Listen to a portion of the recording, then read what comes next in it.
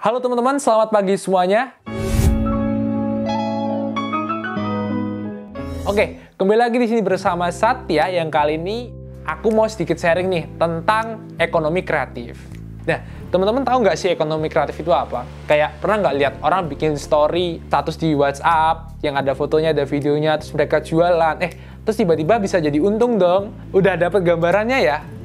Oke, udah dapet ya. Yang penting pelajari dulu, apa sih sebenarnya makna ekonomi kreatif? Apa bedanya sama ekonomi yang biasa gitu loh? Hampir sama konsepnya, tapi ekonomi kreatif ini adalah bagaimana mindset kita membuat mungkin suatu barang yang dianggap biasa, tapi kita bisa membuat itu menjadi nilai jual lebih gitu loh. Bagaimana saya memulai awal di dunia printing atau dunia cetak melalui sebuah buku ini. Nah, jadi gini teman-teman, saya punya bayangan bahwa kita punya story WhatsApp, story Facebook, Instagram, dan sebagainya. Bisa nggak sih itu menjadi portofolio kita secara digital dan kita nggak usah ribet-ribet nyari, kalau misalnya ngelamar ya, wah ini CV kuning ini kan kelamaan gitu loh. Maksudnya tetap ada, cuman secara jejak daringnya itu kita dideteksi secara mudah. Saya punya sedikit problem ketika banyak sekali teman-teman saya yang malas menulis gitu loh. Saya pikiran bahwa untuk memberikan value dengan buku ini, aku harap kamu bisa semangat menjadi menulis. Minimal untuk menciptakan goals-goals barumu. Biasanya kan yang punya buku ini cewek ya, mungkin istilahnya diary atau apalah, banyak banget pokoknya. Nah di sini yang saya ingin tekankan, value yang saya jualkan sih adalah bagaimana teman-teman itu menjadi nyaman dengan buku ini. Karena desain yang custom, kita bisa membuat dengan berbagai kriteria yang kita suka. Bahkan di dalamnya teman-teman itu saya tanamkan untuk istilahnya ada awal mungkin kata-kata bismillah ya, untuk semangat awalan kan. Terus di sini ada mungkin quote, di sini ada schedule. Nah, schedule ini bisa custom teman-teman, bisa kita memberikan schedule bulanan, tahunan, dan saya berikan ini untuk apa ya, istilahnya menulis target. Jadi saya pengen orang-orang yang punya buku ini itu mereka orang-orang yang terencana. Dalam arti, saya dulu nggak terencana, saya suka apa-apa, lupa dan sebagainya. Aku pengen ini jadi pengingat. Saya coba bikin buku ini, saya coba bikin satu teman-teman awalnya. Saya bawa ke sekolah, saya bawa waktu itu zaman SMK itu, ternyata banyak yang suka. Jadi waktu itu saya cuma nulis saja ya, karena saya suka bikin target, kayak hari ini yang harus diselesaikan apa. Ada teman saya banyak yang pesan gitu loh. Dan dari situ saya kepikiran, kok jadi banyak ya yang pesan ya? Kenapa nggak? Cobalah saya coba jual lewat story atau media sosial lainnya gitu loh. Ketika saya coba di situ, nah di sini faktor ekonomi kreatif akan muncul. Salah satunya adalah bagaimana memasarkan produk teman-teman. Nah di sini mungkin masuk pelajaran ke periklanan juga masuk, komunikasi pemasaran juga masuk nih.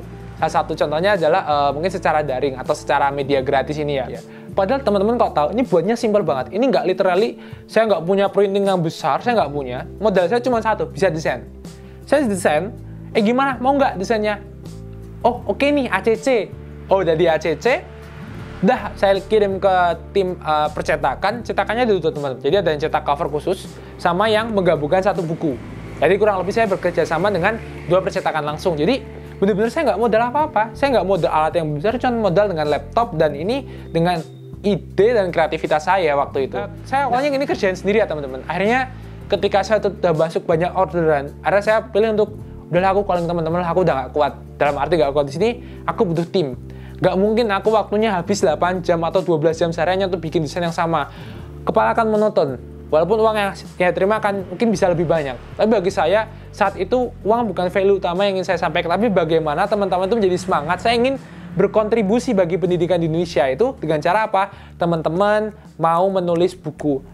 Kayak gitu. Itu kontribusi yang sangat sederhana yang saya ingin, setidaknya saya mengambil beberapa orang dari sekian banyak tingkat menulis yang rendah itu, saya ingin bisa memberikan value dan nanti ketika teman-teman bisa memberikan, oh oke nih, oke banget nih. Dia bisa memberikan value lagi ke orang lain dan itu wow, itu sangat mahal itu ilmunya itu, dan sebagai saya itulah yang gak ada harganya. Sektor ekonomi kreatif ini tuh bener-bener sangat membantu untuk seluruh aspek masyarakat, terutama kita sebagai generasi muda harus bisa manfaatin ini. Banyak sekali sih platformnya, ada YouTube, ada apalagi Instagram, ada Facebook, dan bagaimana teman-teman melihat sudut pandang yang kece itu dari mana gitu loh.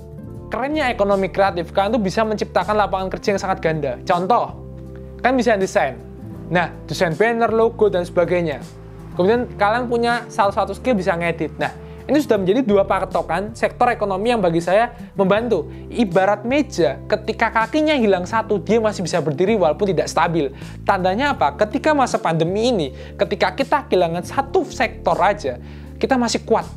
Kecuali kalau kita hanya bertumbuh di satu sebuah sudut pandang. Intinya saya kerjanya sebagai graphic designer. Ketika saya nggak laku misalnya, plus hilang sudah pekerjaan saya, kan kayak gitu. Nah, saya alhamdulillah masih punya 2 teman-teman. Jadi saya satu city, misal wedding lagi closing nih, dalam arti closing tuh nggak ngisi karena pandemi. Foto-foto rata-rata orang banyak milih, oh udahlah ngirit aja, atau ya intinya nggak di gedung dan sebagainya. Nah, videografi turun, tapi desain orang-orang akan meningkatkan live streaming, butuh publikasi. Nah, ini naik. Nah, saya bergantung di sini dulu nih. Saya jalan di sini lagi. Nanti ketika ini sudah masuk masa-masa mulai turun lagi, dalam arti turun, pandemi sudah mulai pudar, saya tingkatkan 2 ini lagi. Nah, ini tinggal kita main ini. Saya awalnya dari buku ini teman-teman, dari buku loh.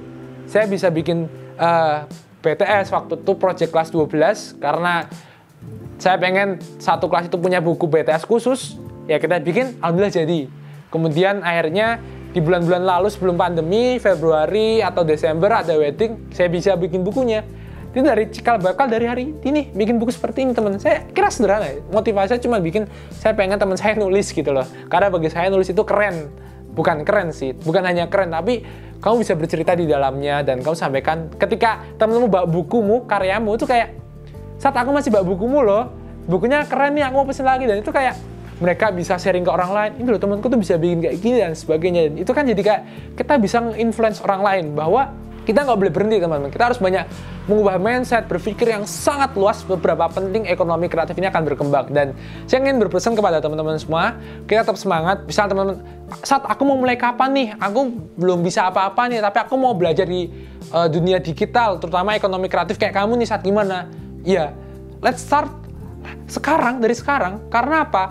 Waktu menanam pohon yang terbaik adalah kapan? 20 tahun yang lalu. Tandanya apa? Ketika 20 tahun yang lalu kita menanam sebuah pohon, bibit pohon, dan saat ini mereka tumbuh, kita bisa menikmati hasilnya.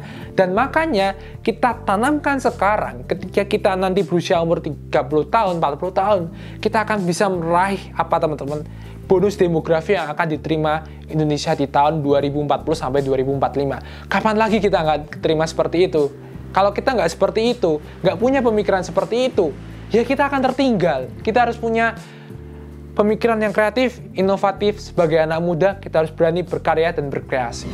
Oke teman-teman, mungkin episode kali ini cukup sekian. Semoga apa yang saya sampaikan ini bermanfaat. Sekali lagi saya mohon maaf jika ada salah kata.